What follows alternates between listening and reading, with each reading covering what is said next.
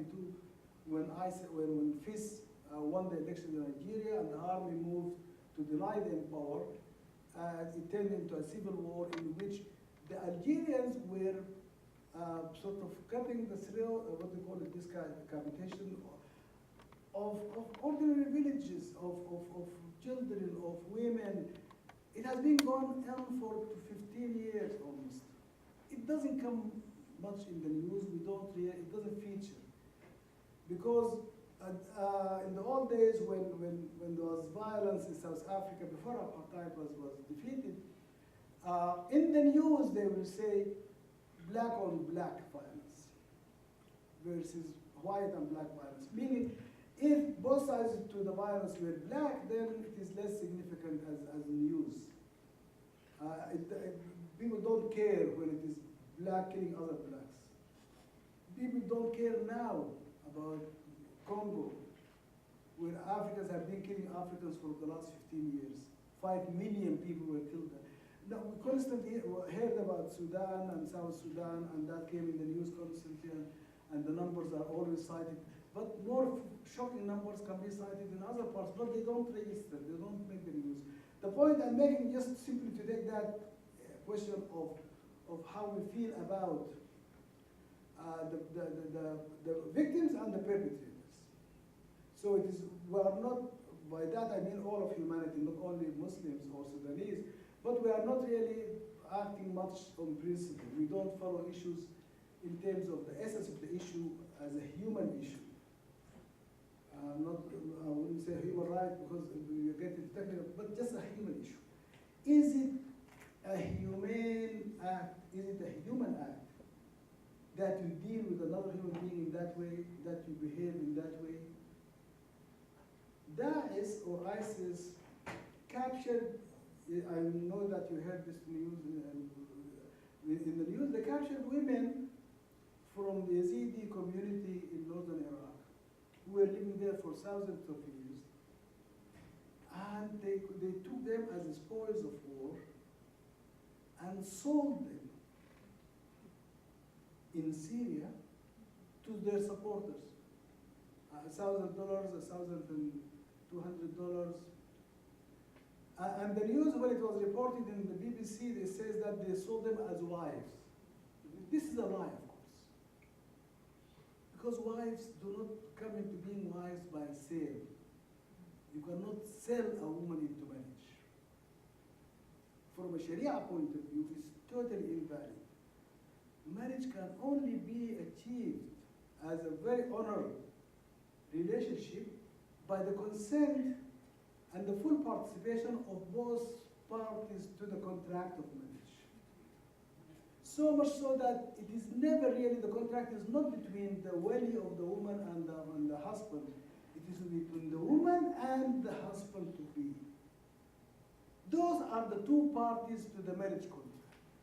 And both must consent. And both must participate in the act of concluding. It is a contract between them, not between anybody else. When you say that we are selling these women as wives, that's a lie. Whoever said it is lying. And therefore the question is, why they are lying? Because they are worried about their public image. They want to present a better public. So they want to do this ugly, utterly sort of savage thing, but they want to do it in a way that says, well, it is honorable, we are just selling them. But actually they are being sold into slavery.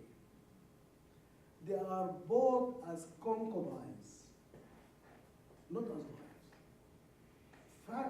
Just as a matter of basic logical understanding of Muslim history and Muslim sources. Sabaya.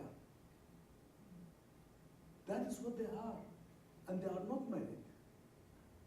And when their husbands take them, probably rape them, that will not be a sexual relationship in marriage.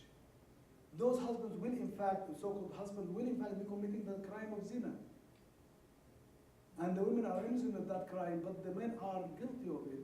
And if so, if you are talking about truly an Islamic state, you should be stoning those men to death rather than rewarding them by offering them concubines at discount. absolutely horrendous. It is awful. It is ugly. It has to be destroyed. And there are going to be problems in the way that they are destroyed. They will be destroyed. It is untenable. It is not unsustainable because you cannot continue to deal with, you know, you don't manufacture the arms that you are using, you don't manufacture the medicine that you are using, you don't produce the food that you are eating. So you cannot do without exchange, without trade, without interacting with other people around the globe and not only your next door neighbors. And they are not going to be able to do that, and they will die and they will end as an idea, as a campaign. And hopefully some of them will be captured and brought to trial and convicted for crimes that they committed. There are many problems that one can see about their conduct from a Sharia point of view. That this conduct is not really, absolutely not approved from a Sharia point of view. But that argument is not made. And is not made clearly and categorically. There is an ambivalence. There is a psychological barrier to being specific and to being candid in this way. We tend to say, oh, they are distorting Islam. Why, how? Is it really true that they are distorting? What Islam are you talking about? Your understanding of Islam that is modernist, that is, oh, we have, these things used to be, but now we are no longer doing this. It is past, you know, the time has somehow overtaken this time. Is it true, really? Is it true from an Islamic point of view that capturing these women as spoils of war and selling them into slavery is contrary to Sharia? It is not. Is it true that these people whom you kill in that way, I mean, when you kill captives, enemy combatants, under modern humanitarian law, over the last 200 years or so, they have emerged certain principles of regarding the conduct of war. And sort of primarily since the mid-18th century, 19th century, and it has evolved, and now it is called the Geneva Conventions, which almost are universally ratified by all states. And those absolutely control very strictly how we deal with civilian populations, how we deal with enemy captives and combatants, how we deal with property and all of those issues. And this body of law is a product of the totality of humanity, not only of one culture and one place. And all so-called Muslim majority countries are party to these treaties. And we cite these principles to condemn Israel for what it's doing. And we are right in doing so. But we are hypocritical in that we are willing to condemn Israel rightly for doing the things like, for example, building in the West Bank, building settlements is against international humanitarian law. The bombing and the violence in, so we cite it in Gaza is a violation of humanitarian law, and that is correct. But what else is, and what are we doing about it? And I think the point is, this is a rhetorical question, that these people are doing things which appear to be fully consistent with Sharia as historically understood. There are verses in the Quran that could be understood to justify this. There are hadiths of the Prophet that could be understood to justify this.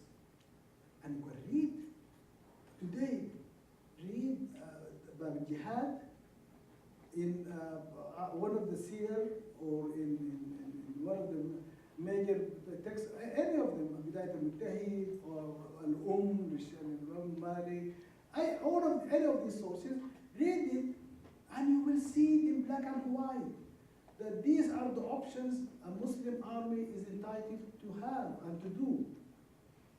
These are the instructions the Prophet ﷺ gave to armies and to their commanders when they left Medina. He said to them, and you can read it in Al-Tabari or you can read it in Ibn Hisham or any of the sources, it is there in black and white. He said, go and meet your enemy. When you Jihad is not only defensive. It includes defensive, but it was not always defensive. It was aggressive. How, now we know that history well, because of the nature of its intimacy and importance to us psychologically and emotionally, we know that history well, and we have been repeatedly taught that history at every stage of our education. When the Muslims armies leave Mecca or Medina to go into the corner of North Africa and to cross over into southern Spain, are they acting in self-defense? This is Bush's doctrine of preemptive self-defense, maybe. But nobody was attacking them when they leave Medina and go into Iraq, and beyond Iraq go into all the way to northern India. As they did, were they acting in self-defense? No, they were acting to spread Islam. And it was legitimate from an Islamic point of view, from a Sharia point of view, to go and offer Islam to your enemy, and those are the instructions the Prophet gave. Go and offer Islam. If they accept it, then they are fully entitled to safe conduct, their property, their lives is protected, they are your brothers and sisters. If they refuse to accept Islam and happen to be people of the book, meaning Christians and Jews, then they must pay the jizya and yadihim hum safirun. They must accept the status of dhimma, which requires them to deny them from very specific entitlement and privileges. They are not equal citizens. If they are neither people of the book nor did they accept the message, then you fight them. If you fight and defeat them, then you can kill the men and enslave the women and the children. And the women and children who come into slavery in that way remain slaves until or unless they are liberated by a method that Sharia itself accepts subsequently. And that is why slavery remained an institution of our societies for the last 1300 years. Slavery was abolished not as a matter of Sharia. Slavery was abolished as a matter of secular Western law. It was colonial administrations which combated and stopped slavery throughout the so-called Muslim world. In Sudan, we had slavery until the early 20th century. And it was the British administration. And you can read history of Sudan, you will see that there were Sudanese who were slaves until the 1920s. If you study other regions, Mauritania, you will see that slavery continued until the 1980s and the 1990s. That the constitution of Mauritania had to outlaw slavery 3 times. Why would you need to repeat outlawing slavery? Why would you need to outlaw slavery at all, let alone to have to repeat it 3 times? And as we speak, slavery is practiced in the hinterland of places like Mauritania. So, and again, it is against the black people, and it is by Arabs or Arabized people in the north against the black people in the south. So, these are facts that are there. It is not something, and you can easily just dispute any of what I'm saying. But amazingly, these, kuffar tabannar have created this internet, and Google it. You can Google and you will find, really, by Google, we are not Googling to read Bernard Lewis or to read some Western Orientalist. You can read any of the Muslim scholars that you revere and respect. You can read Al-Tabari online, you can read Ibn Rushd, Bidayat al-Mujtahid, Nihayat al-Muqtasid online, any of them, and read them in black and white and see what happens. For those of our younger people who need to read this in English, there is a book which is really a piece of excellent scholarship by a Muslim scholar. His name was Muhammad Hamidullah.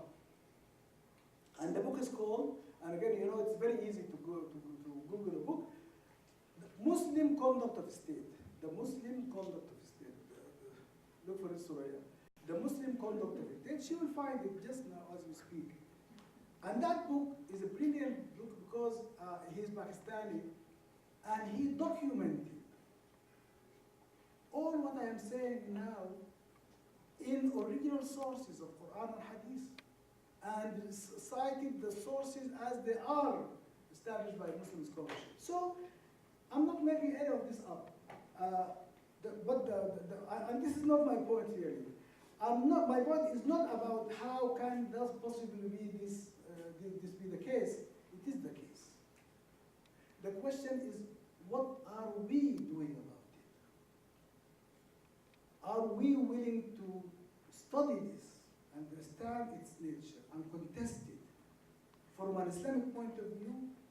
Of course, there are many of us who chose to say, we will just disregard all of this. This is just simply primitive religion, and all religions are primitive, and I will do without any of them. Keep your religion private, has nothing to do with me in public, and so on. But that will be an illusion. It will be like, I don't know if there's the expression of burying your head in the sand, the one that we say for man. So it is just because all around you are people who believe in this and are going to act on it. And what are you going to do about it? Boko Haram. Who are these people? Where did they come from? They are Nigerian Muslims who came from the same Nigerian Muslim community that has been there for the last 600, 700 years. And what Boko Haram studied in their madrasas and schools is what we studied in our madrasas and schools. And we know that we were taught all of this. And we studied this and accepted it as a matter of doctrine. So, I think I have taken longer than I intended. And I know time is precious, and I did promise that we should have more of a dialogue and discussion than a monologue. I get carried away, I'm sorry. If I get, by the way, if I get a bit sharp or agitated in my responses, forgive me, I ask for in advance for that. I hope I don't, but if I do, blame it on, okay, so.